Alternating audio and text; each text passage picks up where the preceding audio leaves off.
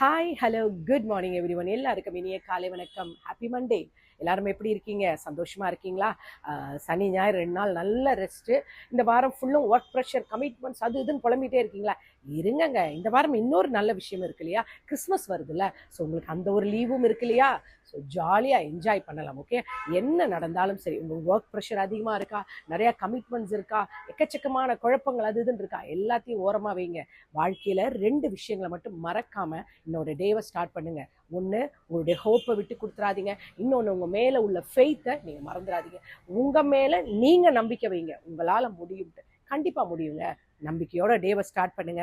Okay, இன்னைக்கு என்ன பற்றி பேச போறேன்னா, இன்னைக்கு குடும்ப வாழ்க்கையை பற்றி தான். ஏன்னா பிகாஸ் இப்போ இந்த நவடேஸ் நமக்கு ரொம்ப தேவைப்படுற விஷயம் குடும்ப வாழ்க்கைக்குள்ள பிரச்சனைகளை பற்றி அலசுற விஷயங்கள் தான் நமக்கு தேவைப்படுது. நிறைய பேர் அதை பற்றி யோசிக்கிறதே இல்லை.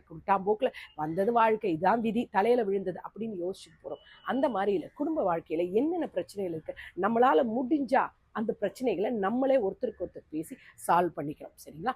இப்போ அந்த மாதிரி குடும்ப வாழ்க்கையை பற்றி தான் பேசுகிறோம். ஒரு விஷயம் தெரியுமா உங்களுக்கு? மிருகங்களுக்கும் நமக்கும் ஒரு வித்தியாசம் இருக்குது. நீங்கள் என்ன சொல்வீங்க? மிருகங்களுக்கு நமக்கு ஒரு வித்தியாசம்னு எல்லாரும், சிமா அதுங்க பேசாது, நம்ம பேசுகிறோன்ட்டு. ஆக்சுவலி நம்ம கூட மிருகங்கள் மாதிரி பேசாமல் இருந்தால் எவ்வளோ விஷயங்கள் நல்லா முடிஞ்சிருக்கும் இல்லையா? வாயால் தான் நிறையா பிரச்சனைகள். என்ன பண்ணுறது? சரி விடுங்க, நம்ம அதை பற்றி இப்போ பேச வேண்டாம். ஆனால் ஒரு இம்பார்ட்டன்ட் விஷயம் என்னென்னா, மிருகங்களுக்கு அதனுடைய வாழும் நாட்கள் தெரியும். எப்படின்னா, இப்போ ஒரு மிருகத்தோட இப்போ ஒரு ஒரு நாய்க்குட்டி எடுத்துக்கிட்டோம்னா மேக்ஸிமம் அதுக்கு 14 to 16 இயர்ஸ்ன்னு சொல்லுவோம். இவ்வளோதான். இதை தாண்டி அதுங்க வாழாது. ஸோ அதுங்களுடைய அந்த வாழ்க்கை நாள் இருக்குது. பட் மனுஷனுக்கு மட்டும் அப்படி கிடையாது. அவங்களுக்குடைய வாழ்க்கையோட நாட்கள் என்னன்னே நமக்கு தெரியாது. அதாவது நமக்குரிய எக்ஸ்பைரி டேட் நமக்கு எப்போனே தெரியாது. நம்ம என்னைக்கு வேணாலும் எக்ஸ்பைரி ஆகலாம். ஆனால் எந்த ஒரு எக்ஸ்பைரி டேட் எதுவுமே தெரியாதால நம்ம வாழ்க்கையை நம்ம பாட்டுக்கு ஜாலியாக ஸ்டார்ட் பண்ணுறோம். நமக்கு செல்வம், சொத்துக்கள், வசதி வாய்ப்புகள் என்னென்ன முடியுமோ நம்ம சேர்க்குறோம். நமக்கு இல்லாமல் நம்முடைய ஃப்யூச்சர் ஜெனரேஷனுக்காகவும் நம்ம சேர்த்து வைக்கிறோம். ஏன்னா நமக்கு எந்த ஒரு நாளோட எக்ஸ்பைரியுமே நமக்கு தெரியாது. அதனால நம்ம எல்லாம் பண்ணுறோம். ஆக்சுவலி அதே மாதிரி பார்த்தீங்கன்னா, குடும்ப வாழ்க்கைக்குள்ள ஒரு ஆணும் பெண்ணும் இணையும் பொழுது எப்படின்னா, இப்போ ஒரு ஆஃபீஸுக்கு போகிறோம்னு வச்சுக்கோங்களேன். இப்போ எனக்கு வந்து சிஇஓன்னு ஒரு போஸ்ட் இருக்குது. இந்த சிஇஓ போஸ்ட் எனக்கு கொடுக்குறாங்கன்னா, என்னுடைய போஸ்ட்டுக்குரிய வேலை என்னன்றதை அந்த வேலைகளை வந்து அழகாக எனக்கு கரெக்ட் பண்ணி கொடு. எனக்கு தெரியும் சிஇஓ போஸ்ட்னா என்ன, அப்போ தான் அதுதான் வேலை. அந்த வேலைக்கு என்ன இதோ அந்த தகுதிக்குரியதை கொடுக்குறாங்க. ஆனால் ஒரு கணவன் மனைவியாக போகும்பொழுது 2 தனித்தனிப்பட்ட பர்சன்ஸ் ஒன்னோட ஒன்று இணைஞ்சு கணவன்ற அது இணையும் போது தான் அவங்களுக்கு கணவன்ற ஒரு பதவி, மனைவின்ற ஒரு பதவி வருது இல்லையா? அதுக்கப்புறம் அவங்க 2 பேரும் இணையும் பொழுது குழந்தைகள் அப்படின்ற வருது. அப்போ அவங்க யாராயிராங்க? அம்மா அப்பா. ஒரு தனித்துவமான ஒரு ஐடென்டிட்டி இருக்கு. அப்போது மற்ற இதெல்லாம் எப்படின்னா வேலைகள் வச்சு வாழ்க்கையை நிர்ணயிப்பாங்க. இங்கே அப்படி கிடையாது. 2 உறவுகள் இணையும் பொழுது தான் ஒரு புதுமையான ஒரு ஒரு வாழ்க்கை வருது இல்லையா? அதுதான் குடும்ப வாழ்க்கையில் உள்ள ஒரு முக்கியமான விஷயம். நம்ம எத்தனை பேர் அதை யோசிக்கிறோம் இல்லையா? நம்ம நிறைய பேர் சொல்லுவோம், நான் வந்து நான் இவளை கல்யாணம் பண்ணாமல் நான் இருந்திருந்தேன்னா என் வாழ்க்கை வேற மாதிரி இருந்திருக்கும். எங்கள் வீட்டில் எங்கெல்லாம் என்னை பொண்ணு கேட்டாங்க தெரியுமா, போய் இவரை கல்யாணம் பண்ணிட்டேன். எத்தனை வருஷம் கழிச்சு சொல்லுவாங்க? ஒரு 20-30 வருஷம் கழிச்சு சொல்லுவாங்க. ஒன்றுமே இல்லை, நீங்கள் எவனை கல்யாணம் பண்ணோன்னு நினச்சிக்கலாம், அவன் உங்ககிட்ட இருந்து தப்பிச்சுட்டு நல்லா வாழ்ந்துட்டு இருப்பான். சும்மா நம்ம அதையே பேசிட்டு இருப்போம். அதை பேசுறதுக்கு பதிலாக நம்மளுடைய குடும்பத்தில் என்ன தவறுகள் எங்கே நடக்குது, எங்கே நம்ம மனசு விட்டு எந்த இடத்துல நம்ம வந்து பிரச்சனைகள் ஸ்டார்ட் ஆகுது அப்படின்றத நம்ம யோசிக்க மறந்துடும். எப்போவுமே அப்படி யோசிக்க வேண்டியவங்க என்ன தெரியுமா பண்ணணும்? ஒரு மிஸ்டேக் இருக்கு இல்லையா? நம்ம லாஸ்ட் எப்போ நம்ம ஒய்ஃப் கிட்ட சண்டை போட்டோம், எப்போ நம்ம ஹஸ்பண்ட் கிட்ட சண்டை போட்டோம் அப்படின்னு அந்த லாஸ்ட் மிஸ்டேக்கை யோசிச்சிங்கன்னா இந்த வர மிஸ்டேக்கு உங்களுக்கு சொல்யூஷன் கிடைச்சிடும். புரியுதா? நம்ம அதை யோசிக்க, அவ எது நம்ம பண்ணும்போது கோவப்பட்டா, அவர் நம்ம எந்த பிஹேவியருக்கு கோவப்பட்டாரு அப்படின்னு தெரிஞ்சாலே போதும். மோரோவர் நிறைய பேர் என்னன்னா, சண்டை வந்துருச்சுன்னா பேசவே மாட்டாங்க, ரொம்ப கோபமா இருப்பாங்க. கேட்டா நான் கொஞ்ச நேரம் பேச வேண்டாம்னு நினைக்கிறேன் அப்படின்றாங்க. அப்படி தயவு செஞ்சு இருக்காதீங்க. ஒருவேளை உங்களுக்கு ஒரு கணவன் மேலேயோ மனைவி மேலேயோ ஏதேனும் ஒரு வருத்தங்கள் இருந்தா அந்த சண்டை வருதுன்னா அந்த நேரம் கொஞ்சம் அமைதியா இருங்க. ஆர்கியூமெண்ட் பண்ணாதீங்க. அதாவது குறுக்க பேசி அந்த சண்டை இன்னும் பெருசாக்குறத விட அது சண்டை முடிஞ்ச பிறகு பொறுமையா உடனே போயிட்டு அவங்க கிட்ட என்ன நடந்தது, எதனால இந்த பிரச்சனை வருதுன்னு பேசுங்க. இல்லை உங்க மனசுல என்ன இருக்குன்றத பேசுங்க. புரியுதா? பேசாம தூரமா வச்சுக்கிட்டு மனசில் வச்சுட்டு இருந்தோம்னு வச்சுக்கோங்களேன், இந்த சண்டை பல நாள் போயிடும். இல்லைன்னு வச்சுக்கோ, நீங்கள் பேசிட்டீங்கன்னு வச்சுக்கோங்க, அன்றைக்கி நைட்டுக்குள்ளே இந்த சண்டை சால்வ் ஆகிடும். அதை மறந்துடாதீங்க. 2வது வந்துட்டு நிறைய பேர் வந்து என்ன சொல்லுவாங்கன்னா, எல்லாத்துக்கும் லைஃபுக்குள்ளே எங்களுக்குள்ள ஒரு ஸ்பேஸ் வேணும் அப்படின்வாங்க. ரிலேஷன்ஷிப்பில் கண்டிப்பாக தப்பே இல்லை. கண்டிப்பாக ரிலேஷன்ஷிப்பில் ஒரு ஸ்பேஸ் வேணும். இப்போ நம்ம சின்ன பிள்ளைங்களாக இருக்கும்பொழுது நம்ம இந்த மார்ச் பாஸ்ட்லாம் போவோம் இல்லையா? இந்த ஆனுவல் டே இல்லைனா இந்த இண்டிபெண்டன்ஸ் டே இது மாதிரிலாம் வரும்போது அப்போ நம்ம எல்லாம் என்ன பண்ணுவோம்? ஒருத்தருக்கு ஒருத்தர் 1 arm stretch இப்படி கை நீட்டிட்டு இந்த கேப் விட்டு நிக்கணும்னு சொல்லுவாங்க. அந்த மாதிரி ஏன் அப்படி நிக்க சொல்றாங்கன்னா, நம்ம கையை இப்படி இப்படி ஆட்டும் போது ஒருத்தர் மேல ஒருத்தர் நம்ம கை பற்றக்கூடாது.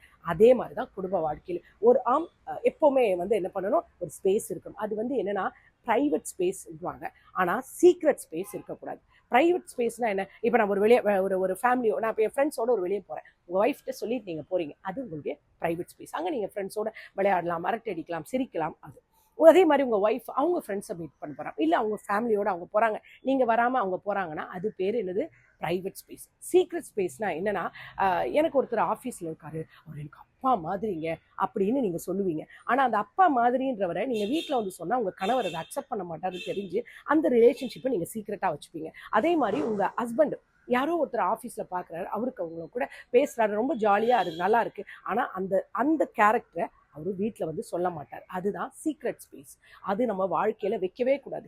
எந்த ஒரு உறவையும் இவர் எனக்கு அண்ணன் மாதிரிங்க அப்படின்னு நீங்கள் சொல்லும்போது உங்கள் கணவர் அதை அக்செப்ட் பண்ணலன்னா அந்த உறவை நீங்கள் வளர்க்காதீங்க. அது யாராக வேணா இருக்கட்டும். இதே நம்ம சொந்த அண்ணன் குடிகாரனாக இருக்கட்டும், பொறுக்கியாக இருக்கட்டும், கேவலமானவனாக இருக்கட்டும், ஆனால் நீங்கள் உங்கள் அண்ணன் சொல்லும்போது அவர் தடுக்கவே மாட்டார். ஆனால் அந்த மாதிரி ஒரு விஷயங்களை நம்ம ஓப்பனாக சொல்கிறோம் இல்லையா, என்னுடைய அண்ணங்க அப்படின்னு சொல்லும்பொழுது அந்த விஷயத்துக்குள்ள இல்லை என்னுடைய ஃப்ரெண்ட் அப்படின்னு தன் மனைவி கிட்ட வந்து சொல்லும்பொழுது ஓப்பனாக சொல்லணும். அது மறைச்சு வச்சிருந்தா அது என்ன உறவாக இருந்தாலும் சரி பிரச்சனையில தான் முடியும். ஸோ அந்த மாதிரி உறவுகளை தயவு செஞ்சு வளர்க்காது. உங்கள் கணவருக்கோ மனைவிக்கோ ஒரு ரிலேஷன்ஷிப் பிடிக்கலன்னா அந்த உறவை கட் பண்ணிடுங்க.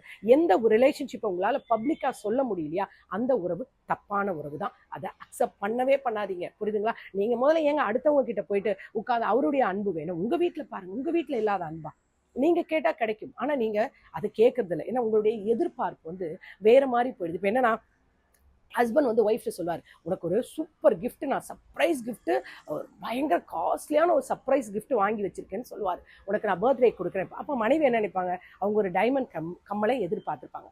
அவர் என்ன பண்ணியிருப்பாரு, ஃப்ரிட்ஜை கொண்டு வந்து வீட்டில் வச்சுருவார். அப்போ என்ன ஆகிடும், அவங்க எதிர்பார்த்தது என்னது, டைமண்ட் கம்மல், இவர் வாங்கிட்டு வந்தது என்ன, ஃப்ரிட்ஜ்.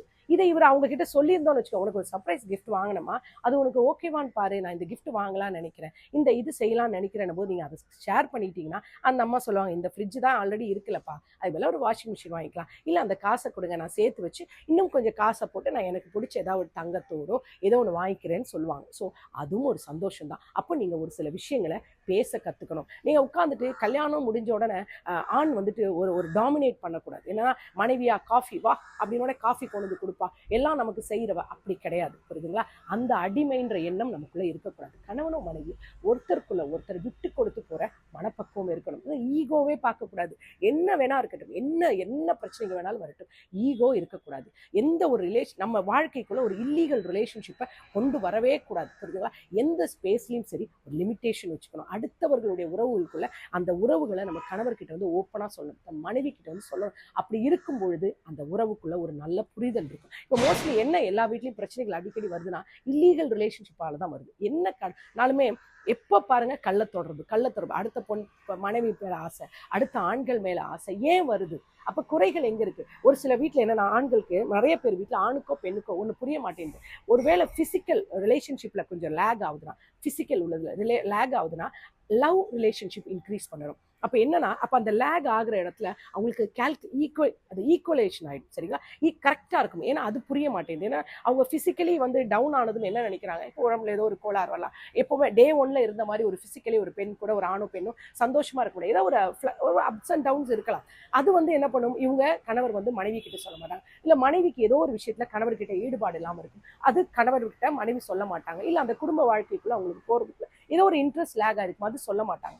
சொல்லாமல் இருக்கும்போது என்ன ஆயிடுது, அந்த லவ்வுக்குள்ளேயும் கேப் ஆயிடுது. அதே நீங்க இங்க டவுன் ஆனாலும் லவ் நீங்க அதிகமா காட்டும்போது என்ன ஆயிடும், அந்த ஒரு பிரிவு நமக்குள்ள வரவே வராது. ஸோ என்ன இருந்தாலும் சரி, ஒரு ஃபினான்ஷியலி ஒரு டவுன் இருக்கா, எதைனாலும் இருக்க, நான் பாத்துக்கிறேன், நீ பாரு, நீ உன் வேலை என்ன, நீ சமைச்சியா, சாப்பிட்டியா, பிள்ளைகளை பாரு, அப்படி மட்டும் சொல்லாதீங்க. நம்ம மனைவி கிட்ட சொல்லுங்க. நீங்க என்ன நினைக்கிறீங்க, ஆபீஸ்ல அவ்வளோ பெரிய ஒரு ஆபீசரா இருப்பீங்க, ஆனா அங்க ஒரு பொண்ணு உங்களை விட படிப்பறிவு கம்மியா இருந்தாலும் அவ கொடுக்குற ஒரு சஜஷன் உங்களுக்கு பெருசா தோணுது இல்லையா? அப்ப ஏன் மனைவி கொடுக்குற சஜஷன், ஒரு குடும்பத்தையே கட்டி ஆள்றாங்க, அவ ஒரு குடும்பத்தோட அரசி, நீ 10 பேர் வேலை பார்க்குற இடத்துல நீ ஒன் ஆஃப் த ஸ்டாஃப், ஆனா இவ்வளோ பெரிய வீட்டுல இவ தான் மெயின் ஸ்டாஃப்.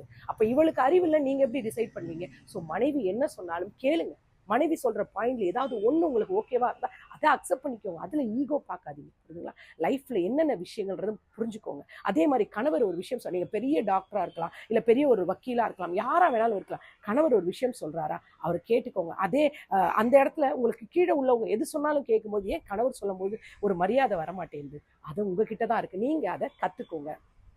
ஒருத்தருக்கு ஒருத்தர் கலந்து பேச கத்துக்கோங்க. ஒரு குடும்ப வாழ்க்கையாகட்டும், என்னென்னத்துல சந்தோஷம் இருக்கு அப்படின்றத, பெரிய பொருட்கள்ல வர சந்தோஷத்தை விட 5 ரூபா பொருளோட அது மனசு விட்டு பேசி அந்த சந்தோஷத்தோட ஹோல்ட் பண்ணும்போது தான் அந்த ரிலேஷன்ஷிப் நிறைய இருக்கு. இப்ப பாருங்க, நிறைய குடும்ப உறவுகள்லாம் சொல்ற மாதிரியே இருக்காது. சிலர்லாம் பாத்தீங்கன்னா இப்பெல்லாம் கடமைக்குன்னு வாழ்ற மாதிரி ஆயிடுச்சு. இப்ப அந்த காலத்துல உள்ள ஜெனரேஷனோட பாத்தீங்கன்னா இந்த காலத்து ஜெனரேஷன் கூட மிக்ஸ் ஆகி நிறைய பெண்கள் இப்போ வந்து என்னன்னா, ஒரு 90s கல்யாணம் ஆனவங்க, 2000 கல்யாணம் ஆனவங்களாம் பாருங்க, இந்த ஜெனரேஷனோட மாடர்ன் இதுவும் அந்த ஜெனரேஷனோட இதுவும் மிக்ஸ் ஆகி என்ன பண்ணணும்னே தெரியாம இருக்கு. அப்ப நான் கூட அப்படிதான், நிறைய குழப்பங்கள் எங்களுக்குள்ளே இருக்கும். ஸோ அப்படிப்பட்ட நம்மலாம் நம்ம யாருக்கும் அட்வைஸ் பண்ணது கூட ரொம்ப கஷ்டமா இருக்கும். என்னடா அது என்ன சொல்றதுன்னு தெரியல, நம்மளே இப்படி ஃபேஸ் பண்ணியிருக்கோம், நம்ம எப்படி சொல்றோம் அப்படின்ற மாதிரி ஆயிடும். அதே மாதிரி தான் நிறைய குடும்பங்கள் இருக்கும். அதனால நீங்க எல்லாரும் ஒன்னொன்னு யோசிச்சுக்கணும். கணவன் மனைவின்ற உறவு வந்து 2 டிஃப்ரெண்ட் பீப்புள் ஒன்னோடு ஒன்று இணைஞ்சு கொண்டு வர ஒரு சமுதாய கட்டமைப்பு. இதை நீங்க 2 பேரும் சேர்ந்து உருவாக்குற ஒரு உறவு தான் ஜெனரேஷனோட அவ்வளவு அழகா கொண்டு வரும்ன்றதை நீங்க மறந்துடக்கூடாது. நீங்க வாழ்ற வாழ்க்கை தான் உங்களுடைய பிள்ளைகளுக்கு நீங்க கற்றுக் கொடுக்குற பாடம். அவங்க வெளியில போய் கத்துக்கிறதா அப்புறம், முதல்ல உங்ககிட்ட கத்துக்கிற பாடம். அந்த பாடம் தான் அவங்களுடைய சொசைட்டியை வளர்க்கும். அப்படி ஜெனரேஷனா நீங்க என்ன கத்துக் கொடுக்குறீங்கன்றதான் வளரும். அதை நீங்க மறந்துடக்கூடாது. புரியுதுங்களா? இப்பெல்லாம் வந்து ஃபேஷனா லிவிங் டுகெதர்ல வாழ்றது, அதுல வாழ்றதா சொல்லுவாங்க. அதெல்லாம் வாழ்க்கை கிடையாதுங்க. நம்ம வாழ்ற வாழ்க்கை முறை எப்படி இருக்குன்றது இருக்கும். ஒண்ணுமேல ஒரு வெளியே போறோம், ஒரு கோயிலுக்கு போறோம், ஒரு 10 பிச்சைக்காரங்க இருக்காங்க, அவங்களுக்கு பிச்சை போடுறோம்னா எப்படி அவங்க அம்மா தாயேன்னு அந்த கேட்கிற முறை தான். ஹாய், ஹலோ மிஸ்டர், ஒரு 10 ரூபா பிச்சை போடு அப்படின்னு நம்ம போடுவோமா? போட மாட்டோம் இல்லையா? அந்த 10 பேர்ல கூட ஒருத்தரை சூஸ் பண்ணி நம்ம ஏன் போடுவோம்? நம்மளுடைய எதிர்பார்ப்புக்கு ஏதோ ஒண்ணு அவர் சாட்டிஸ்ஃபை பண்ற மாதிரி இருப்பார். அந்த பிச்சைக்காரங்களும் யாரோ ஒருத்தர் சாட்டிஸ்ஃபை பண்ற மாதிரி இருப்பார். ஸோ அதனாலதான் அந்த ஒருத்தருக்கு நம்ம போடுறோம் இல்லையா? அவங்கள ஏதோ ஒரு அந்த மாதிரி தான் நம்முடைய குடும்ப உறவுலையும் நம்ம என்ன நினைக்கிறோம்னா, ஏதோ ஒரு விதத்துல அவங்க நம்மளை சாட்டிஸ்ஃபை பண்ற மாதிரி இருக்கும். அப்பதான் நம்ம வந்து எல்லாத்தையும் ரன் பண்ணி போகணும்னு நினைக்கிறோம். அப்படி கிடையாது. அந்த உறவு வேற, இது வேற. அப்போ சாட்டிஸ்ஃபை பண்ண நீயும் கணவனை சாட்டிஸ்ஃபை பண்ணும், கணவரும் சரி மனைவிக்கு சாட்டிஸ்ஃபை பண்ணும். சாட்டிஸ்ஃபை மீன்ஸ் என்னன்னா, ஏதோ ஒரு உறவுகள்ல என்ன சொல்றது, அந்த உறவுகளுக்குடைய எதிர்பார்ப்புகளை நம்ம நிறைவேற்றுற மாதிரி இருக்கணும். நிறைய குறைகள் இருக்கலாம், நிறைய வித்தியாசங்கள் இருக்கலாம், கருத்து வேறுபாடுகள் இருக்கலாம். ஆனா அது எல்லாத்தையும் மனசு விட்டு பேச கத்துக்கணும். அதெல்லாம் உங்ககிட்ட தான் இருக்கு. ரொம்ப வாழ்க்கைன்றது என்னன்னா, ஒரு ஜாலியா ஸ்டார்ட் பண்ணிட்டு அப்புறம் ஈஸியா போய் கோர்ட்ல முடிக்கிறது இல்லை. வாழ்க்கைன்றது நீண்ட கால பந்தம். 1000 காலத்து பயிர். தன்னுடைய குழந்தை பிறக்கும் பொழுதே ஒரு நாளும் ஆசாசியா ஒரு நகை எல்லாத்தையும் சேர்த்து வச்சு அந்த திருமணத்தை கடனை உடனே வாங்கி ஒரு தாய் தகப்பன் கல்யாணம் பண்ணி வைக்கும் பொழுது அந்த பந்தத்தை நம்ம இப்படின்ற ஒரு நாளுக்குள்ள அறுத்துட்டு வெளியே வந்துடும். ரொம்ப சாதாரணமா கேட்டா மிஸ் அண்டர்ஸ்டாண்டிங் வந்துருச்சு, எங்களுக்குள்ள ஈகோ கிளாஷ் ஆகுது அப்படி ஸ்டைலிஷா சொல்லிட்டு போயிடும். தாய் தகப்பனுக்கு அது புரிஞ்சுக்க கூட தெரியாது, என்ன நடக்குதுன்னே தெரியாது. ஸோ அந்த மாதிரி ஒரு சிச்சுவேஷனுக்குள்ள கொண்டு வராதீங்க. எல்லாத்தையும் மனசு விட்டு பேசுங்க. மனசு விட்டு பேசி நம்முடைய கருத்துக்களை பரிமாறுங்க. கணவன் மனைவின்ற உறவு அது மட்டும் இல்லாம நல்ல ஒரு ஃப்ரெண்டா இருங்க, நல்ல ஒரு லவ்வரா இருங்க, நல்ல ஒரு பேரண்ட்ஸா இருங்க. அதாவது இந்த உறவுக்குள்ள என்னெல்லாம் நீங்க எதிர்பார்க்குறீங்களோ அதெல்லாம் உங்க கணவன் மனைவி கிட்டே நீங்க ஒருத்தருக்கு ஒருத்தர் வைப்பாங்க. ஏன் கணவர் வந்து ஒரு நல்ல ஃப்ரெண்டா இருக்கக்கூடாதா? மனைவி ஒரு நல்ல ஃப்ரெண்டா இருக்கக்கூடாது? கண்டிப்பா இருக்கலாம். புரிதா? நம்ம கிட்ட தான் இருக்கு அந்த புரிதல். ஏன் கணவர் வந்து ஒரு நல்ல தகப்பன் மாதிரி தாய் மாதிரி உங்களை கவனிச்சுக்க கூடாதா? மனைவி உங்களை ஒரு தாய் மாதிரி கவனிச்சுக்க மாட்டாளா? நீங்க தேடுங்க. நீங்க எப்ப பார்த்தாலும் இல்லாத ஒரு உறவை ப்ரையாரிட்டைஸ் பண்ணாதீங்க. நான் அங்க அவங்க என்ன அப்படி பார்த்துருப்பாங்க இப்படி பார்த்துருப்பாங்கன்னு சொல்லாதீங்க. இருக்கிற உறவை கனப்படுத்த கத்துக்கோங்க. உங்ககிட்ட இல்லாதவங்களை பத்தி, எங்க அம்மா அப்படி சமைச்சு கொடுப்பாங்க, உங்க அம்மா உங்க கூட இருக்க மாட்டாங்க, அவங்க தூரம் இருப்பாங்க அப்படி நீங்க சொல்லுவீங்க. ஆனா உங்க மனைவி சமையல நீங்க பாராட்ட மறந்துடுவீங்க. அப்படி இருக்காதீங்க. உங்க கூட உள்ள உறவை, என் கணவர் என்னவா இருக்கட்டும், அவரு என் கூட இருக்கும்போது உள்ள ஒரு திருப்தி, என் மனைவி என்ன இருக்கட்டும், அவன் எனக்காக பண்ற அந்த சாக்ரிஃபைஸ், அதுக்கெல்லாம் கனப்படுத்துறதுக்கு மறந்துடாதீங்க. எப்பவுமே சாட்டிஸ்ஃபை பண்றது உங்களுக்கு மட்டும் இருக்கக்கூடாது, அவங்களையும் நீங்க திருப்திப்படுத்த மறந்துடக்கூடாது. இதை மட்டும் நீங்க கடைபிடிச்சுக்கிட்டீங்கன்னா ஒரு குடும்ப உறவு ரொம்ப நல்லா இருக்கும். இன்னைக்கு உட்காந்து யாருக்கோ சிலர்லாம் உட்காந்து அழுதுட்டு இருக்காங்க பத்தியா, உறவுகளை தேடி. அந்த மாதிரி ஒரு நிலைமை வரவே வராது. உங்களுடைய உறவு தவறான உறவு, நான் ஆரம்பத்திலே இதை கண்டிச்சிருங்க. எப்பவுமே லைஃப்ல பிரைவேட் ஸ்பேஸ் வேணும், பட் சீக்ரெட் ஸ்பேஸ் வச்சுக்காதீங்க. ஓகேங்களா? இது என்னுடைய கருத்து. இதில் ஏதேனும் மாற்றங்கள் இருந்தால் மறக்காம உங்க கமெண்ட்ல எனக்கு சொல்லுங்க. முடிஞ்சா இன்னைக்கு 4 மணி லைவ்ல சந்திக்கலாம். Take care, bye bye, love you all. எப்பவும் எல்லோரும் சந்தோஷமா இருங்க. எங்க போனாலும் எந்த உறவு கிட்ட பழகினாலும் சரி, உங்களுடைய மனைவி கிட்டேயோ கணவர்கிட்டயோ சொல்ல முடியாத எந்த உறவா இருந்தாலும் அப்பவே கட் பண்ணி போட்டுட்டு சந்தோஷமா உங்க வாழ்க்கையை பாருங்க. ஓகேயா? Take care, bye bye.